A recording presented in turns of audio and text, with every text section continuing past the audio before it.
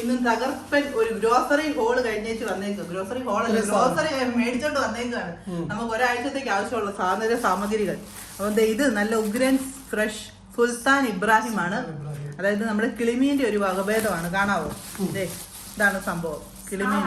ഇത് ക്ലീൻ ചെയ്ത് തന്നതാണ്. നമ്മൾ ഇത് സുൽത്താൻ മേടിച്ചത് നെസ്റ്റോയിൽ നിന്നാണേ. ഒരു കിലോയ്ക്ക് 10 ദിർഹംസ് ആയിരുന്നു.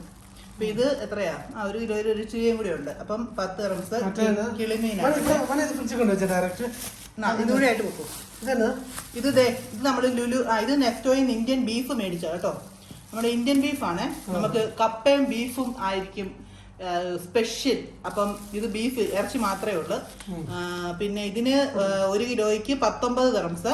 ഇത് കൂടെ പോട്ടെ. പിന്നെ ഇതേണ്ട അടുത്തത്. ഇത് നമ്മള് കാണ്ടുളി എന്നും പറഞ്ഞൊരു മീൻ. എനിക്കൊന്ന് കൂരിയുടെ ഒരു വകഭേദം. കൂരി